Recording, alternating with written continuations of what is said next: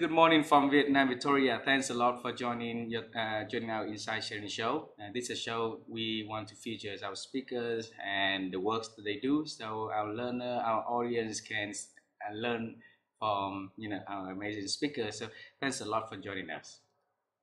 Yeah, thank you so much for having me. And Victoria, in our culture, it's very honor for us to have our speaker to share who they are and the works that they do. Would you please have us to do in that?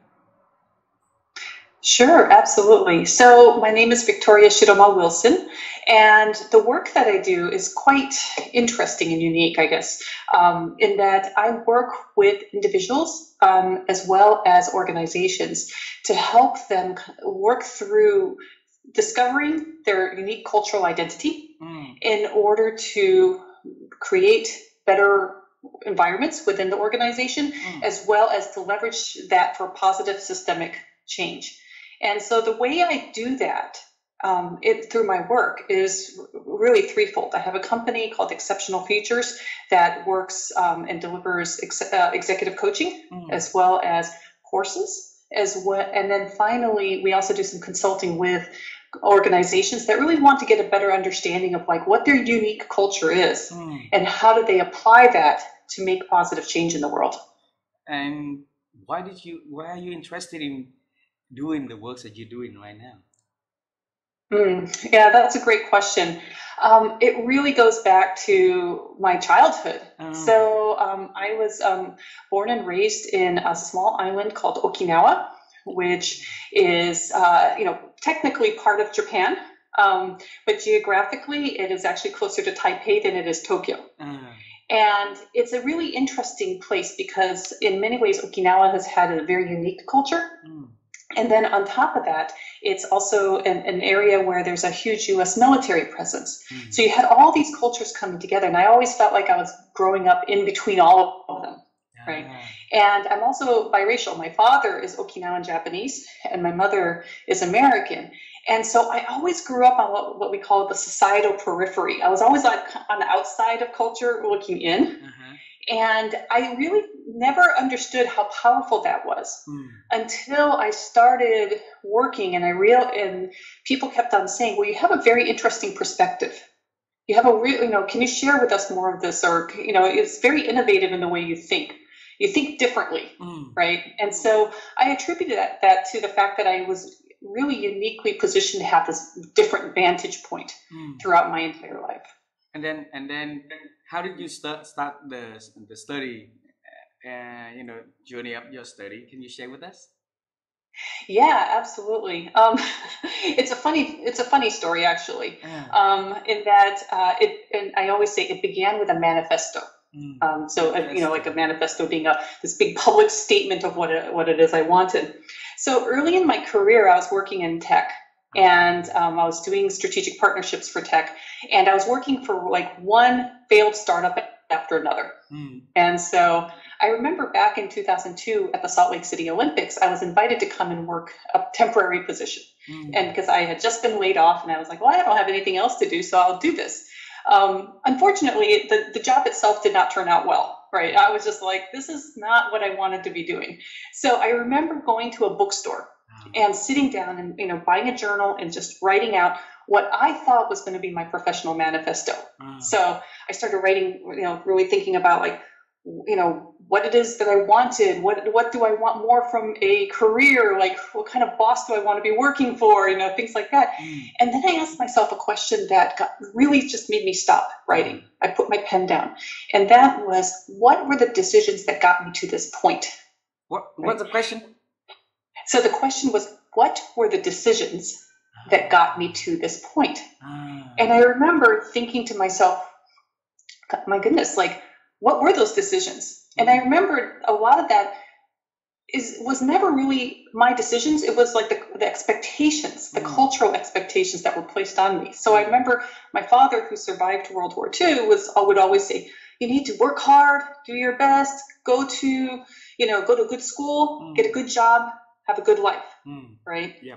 And I remember thinking to myself, like, that's what I had needed to do. But I never really sat down and defined what it meant what a good job meant, what a good life meant, what a good, so really thinking, just very practically, but also having the vision for thinking about like what it, being clear about what it is that was important, right? And so I just remember that was what my book, I actually call this a catalytic moment, where I just realized like, oh, if I can figure out the answers to this, then I need to, then this will be great. My life will be much better. So I got curious.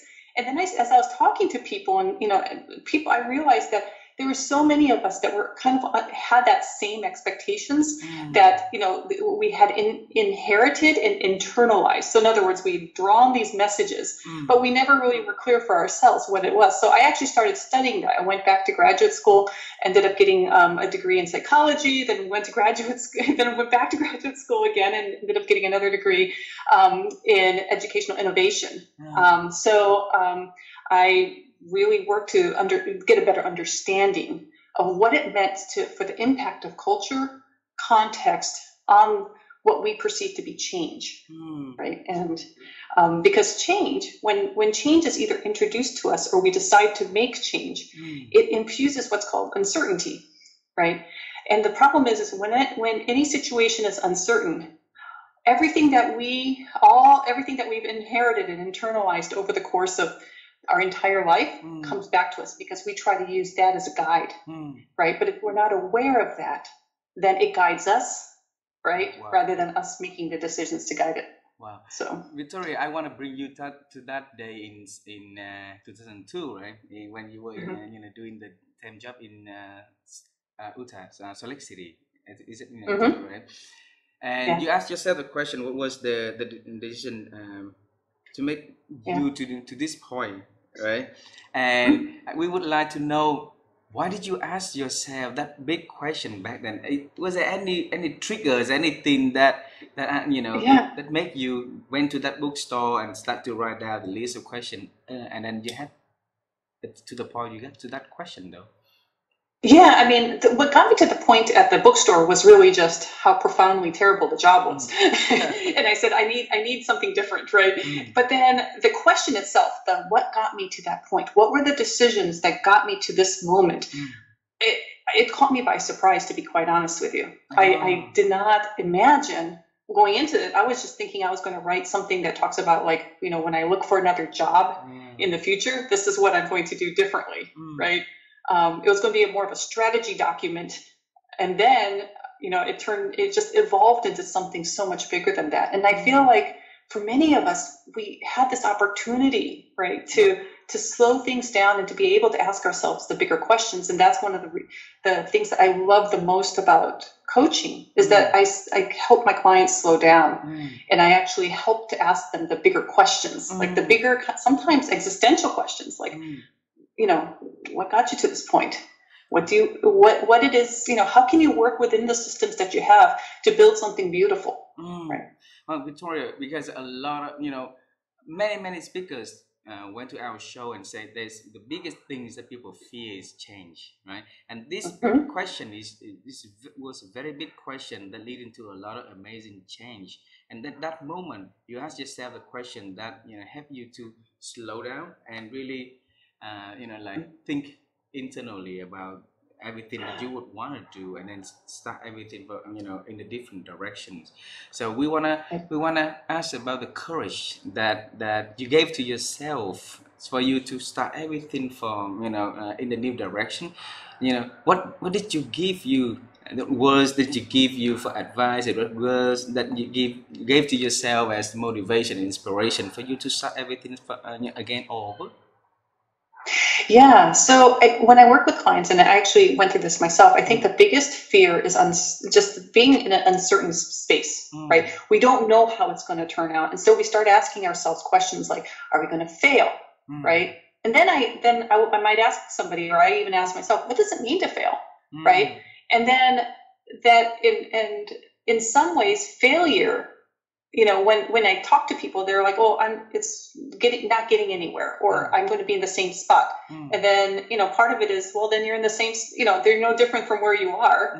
So why not try, right? And so for a lot of people, then they're like, oh yeah, or they have this big idea of what failure is, right?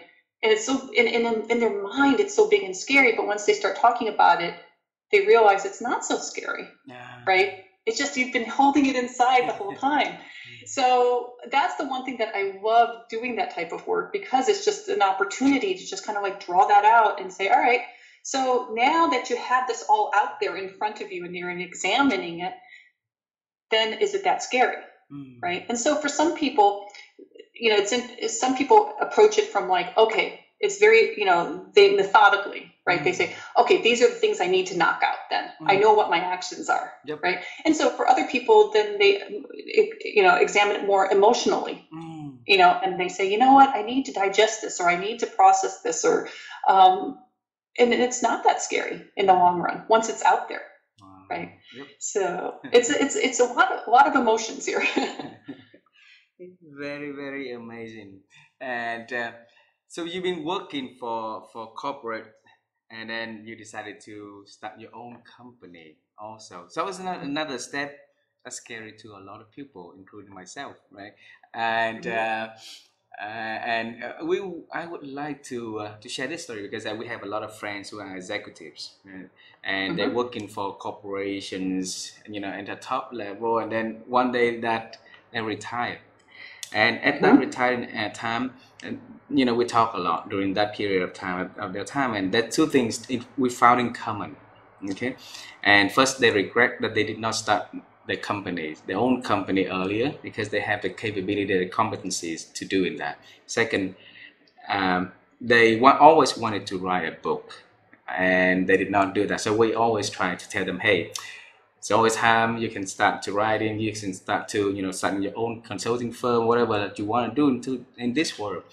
You do both. So I would like to ask, why did you choose to having a life of comfortable, everything really comfortable from corporate life, going to the wide world, and then start your own company? Can you share with us, Victoria? Yeah, no, it's interesting, because I think for me, a lot of moments have been defined by where I pause and I realize I cannot not do this. I have to do this, right? So that was the case for starting my company. I was wrapping up some work, and I just felt like I didn't feel like there was any room for me to grow within an organization anymore, right? And granted, I could have tried to attempt to find something maybe internally, or grow and develop that way. But I actually decided that I wanted to do, I felt like I could make a bigger impact by helping others, right? To do something on my own. And it's interesting, because one of the things when I talk with clients who are thinking about starting their own consulting firm, I'm like, all you need is one. You just start with one client, right? And then you can start, then little by little you gain confidence. And let me tell you, when I was starting out, I was like, I have no idea if this is going to work, but I always thought, I can always, I know what I can go back to, right? If I need to, right? And I would say the other thing with writing the book, it was the same thing. Like, I got to the point where I couldn't not do this anymore. And I know that's what's called double negative in English, where it's like, I physically felt it. It took me 7 years actually to come to figure out, like, all right, I needed to write this book, because I felt like, especially with the message about cultural identity and how important it was for change and leadership and everything all the decisions that we make in life, I just felt like it was just coming up here, and I could feel it in my chest, and I was like, I need to just start writing this, and so I did. Wow! Tell us a little bit more about the book. So for 7 years, you had the idea of writing it, burning inside of you, and so tell us why that idea was there for you for that long time. Can you share? Yeah, I mean, and I think a lot of that came with the fact that there was just this lack of understanding, right? We all make 35,000 up to 35,000 decisions a day, right? A lot of that's guided by the way we view the world, our identity, right? All the societal information, the cultural information that we take in from the world around us in terms of what to do, what not to do, what's right, what's wrong. That all informs the way we view the world, right? And so when I talk to people about culture and identity, and I remember doing this even with my dissertation, when I was interviewing coaching schools about this, I remember asking them like about culture and context and how they incorporate it into their curriculum. And one of the things everybody thinks, oh, culture.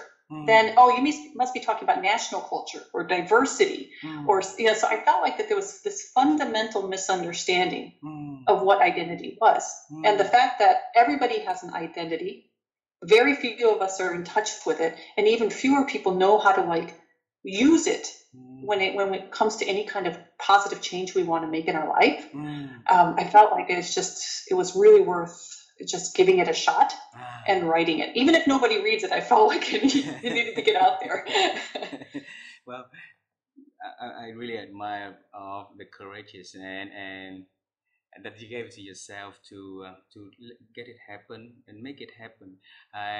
Writing the book is not an easy thing to do, right? And then, but it has, if you can successfully doing that, the impact is huge on a lot of people and cross generation, cross boundaries. So why why identity we relate it to exceptional future though? If relate to our change and creating an exceptional future, can you tell us why does that matter? Yeah, it matters because there's so many of us. Like when we think about like, well, traditionally, like in any kind of like self-help or change, right? The I would say the mindset is like it was born and kind of in the Western world, right? Where we talk about individualism, and it's like, and the general message is that yeah, change is hard, but if we work through it, we can gut it out, we can come onto the other side, right? And I would say there's some value in that. But some of us actually come from cultures and systems and families and societies that, where it's very much like, how do we operate in harmony with the world around us, right?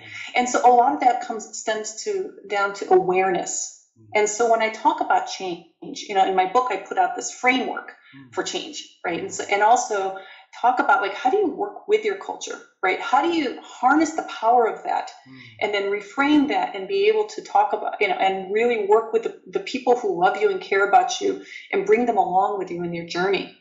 And so I felt like it's just a fundamentally different approach to how we want to examine change, and how identity is really a really important part of that. So it means that if we understand the context, everything that creating us and who we are, then when we understand the internal side of ourselves, then the change becomes easier for us to identify and adapt, right? Yeah, absolutely. Yeah, you're going to be my biggest salesperson then. So how's the journey of because the launching is coming in about 20 days, right? So how's the process of preparing? Making me nervous. It's a huge achievement. Don't be nervous.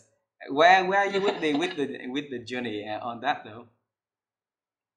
Yeah, so it's going to be available on October 1st in bookstores as well as online. Where I'm at right now is that everything's done. Like the cover's done. I'm getting my author copies in a couple of days that I can sign and send out to my early supporters. So I'm realizing that it went from this phase of like, you go from conceptualizing, you probably remember doing this, like you have this idea for the book and then you write your terrible first draft, right? And then you kind of you refine that draft and to make it better.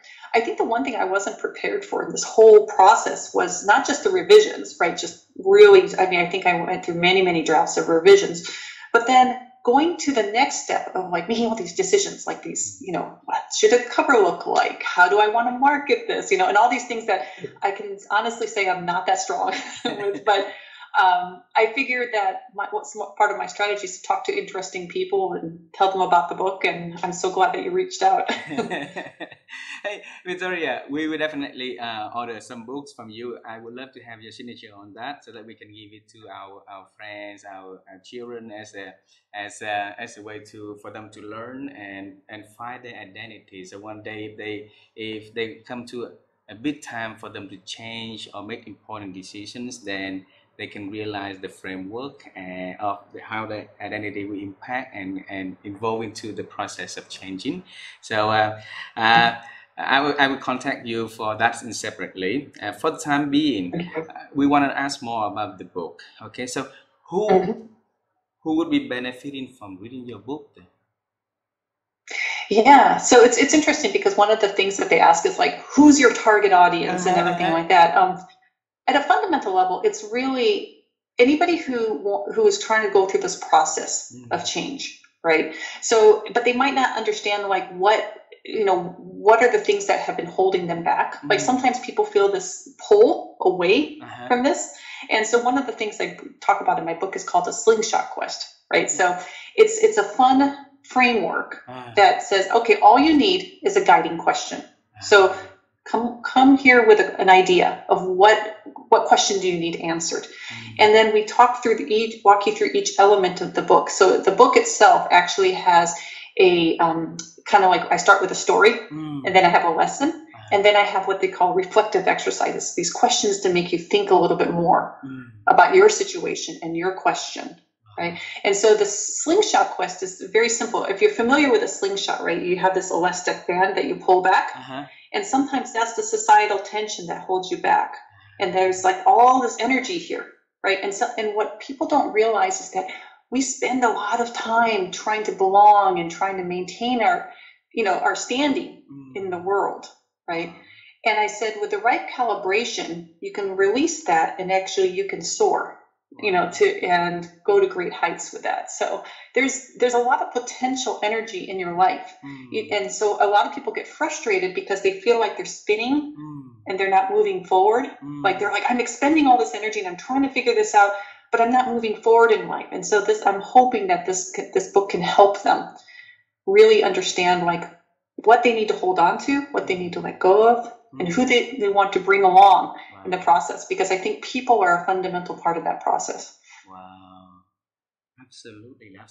I think a lot of us went to that moment in life that we really realized that there's a lot of things that we can do, wanted to do, but then we've been holding us off because of a lot of different things that stop us from doing that. So we live in double life, right? The life that internally really want to do, and the life that we expect to out to world of what actually we're doing, and we're not happy for that. So if we can release all of that energy and go into that direction, I think that that will be really, really wonderful if we can do so. And we don't know if the future can create something that significantly differently, but then the moment of releasing it and start doing something that inside of us that we want to do, that's already beautiful, right?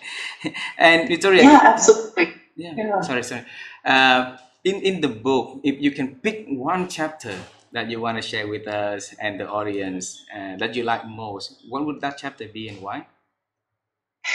So my chapter actually that I would choose for this, actually I speak about, just somebody, I start off, actually, let me start by saying, I start off the book.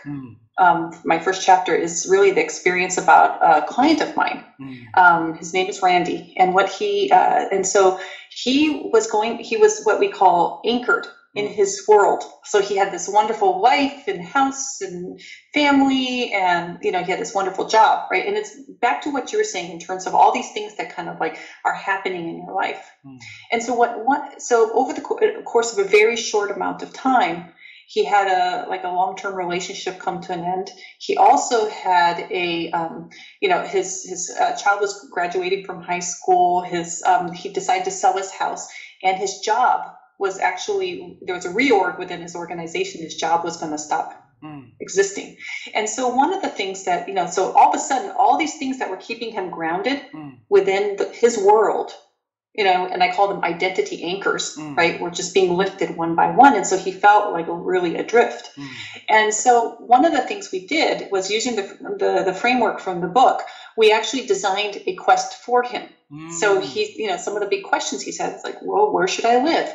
what do I want to be doing? And so he actually was, I mean, just this wonderful story, because what he ended up doing was he went and tried out these places. Like he chose 4 cities he wanted to go try out. And so he would go visit. And they were only a short distance away. So, but he would go and try, see if he enjoyed it, and he chose one. So he ended up moving there. And then the next thing was, then he's like, well, what do I want to be doing professionally? And so we talked a lot about his own like professional identity and what he wanted more of. And he said, I want to be leading a team that I care very much about. So in his last job, he was doing a job that he didn't have a lot of, like, he wasn't leading a team. He didn't have a lot of people interaction and all that. He's like, I want to take care of a team. Right. So, and then the other revelation he had was, he's like, it doesn't have to be like, you know, this huge, big technology company or something super sexy. I just want something that provides like fundamental services to people that need, right? And so based on that, he started exploring a little bit and found a communications cabling company. So it's like, if you think about like all the company that lays out different, like, you know, your fiber optic cable and everything like that. And you know, and the owners of that company were getting ready to sell, and he was just like, and it was very well respected within this new city he was living in, and so he actually became the new CEO of that company. Wow. And and then just to add on to that, then like he, you know, got settled into his new life and was leading this new company, and then he found new love. So it was like all these things, that all these anchors that, you know, ended a chapter in his life actually helped him to bring a new chapter into his world. So sometimes it's scary when you feel like you're going in all these different directions and you don't know what to do next. But with this quest that we helped develop for him, he was able to make those changes, and he was excited. That was the one thing, is like he loved every step of the process, because it helped him to reflect on who he was, but then also helped him to get very excited about all the new things and all the new people that he was going to experience in the world. Wow, beautiful. See, you know, at first we are all afraid of changing, right? But if we have a way of asking and framing it, you know, in and start little by little and then heading to the right direction, so there's a lot of positive things that come in from the intentional change. So it is important, and thanks for bringing that framework to life, so that, you know, we be a lot benefiting from, you know, having a guidance of, you know, of learning how to change and deal with change and leading the change also, Victoria. Okay. I have 2 more questions for you for today, and Sure. the first question is always related to one thing that I'm really always fascinated about, is about thinking. Okay, so my wife and I have been realizing that there's a lot of people in our life, their ability to change, to think is not increasing but actually declining, and we want to help. So we want to ask the experts on how they think, so that, you know, if any listener that listen to this conversation, they will be able to, you know, hear how Victoria is thinking and help yourself to expand the thinking. So can you help us to share that? So I'm laughing a little bit because I'm not sure if you want to spend a day in my mind because I'm always thinking. But what I'll say is that's a really big differentiator is curiosity. I see, you know, curiosity is kind of this wonderful trait that leads to a lot of perhaps even thinking, and then it leads to action, right? So I would say it's not just about your mindset. It's about like what you want to do with some of these questions that are coming up. So I've talked to people who they think about something. They're like, I wonder why this is happening. And then they don't even bother to explore that anymore, right? They're just like, that's just the way it is, right? And what I want to encourage people to do is get beyond that and say, well, why is that the way it is, right? And they get curious about it and learn about that, and then see, well, okay, if I'm not really satisfied with the answer, how do I change? You know, or what's within my power.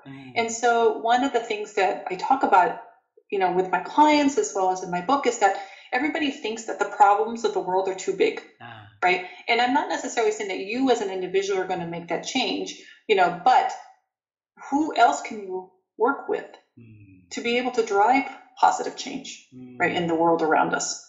And I think that you realize that the world, especially since, you and I are in two different parts of the world, right?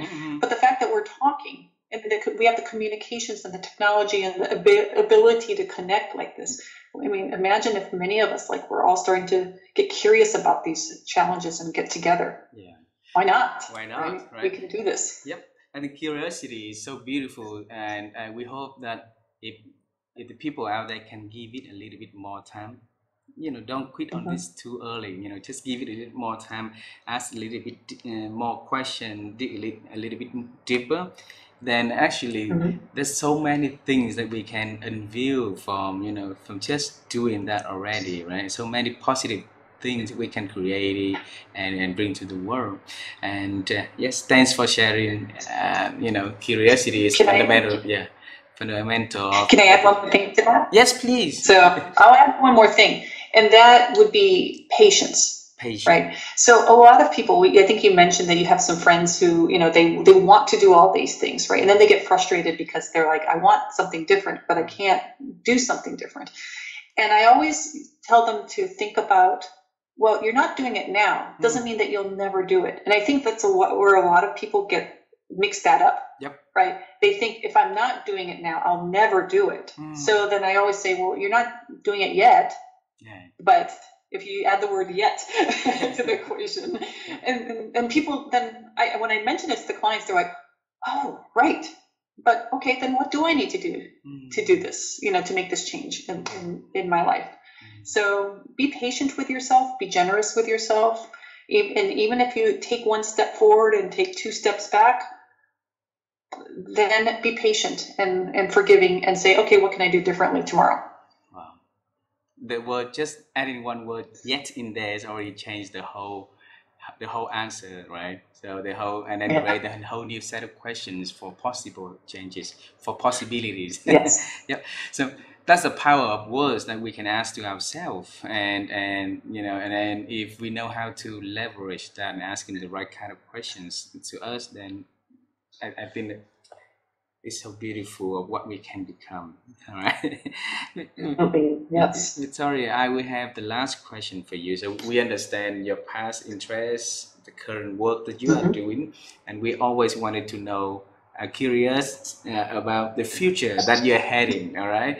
And is there anything that exciting that you're working on that you want to share with me, with the audience of the show, so that we can celebrate with you in the in advance, Victoria? Yeah, absolutely. So I'm working on a few things, and of course, because I always seem to be working on a few things at once. So the book is coming out in October, but in preparation for that, I'm also building some courses. So either some courses that I can have on my website or courses that I can deliver within an organization.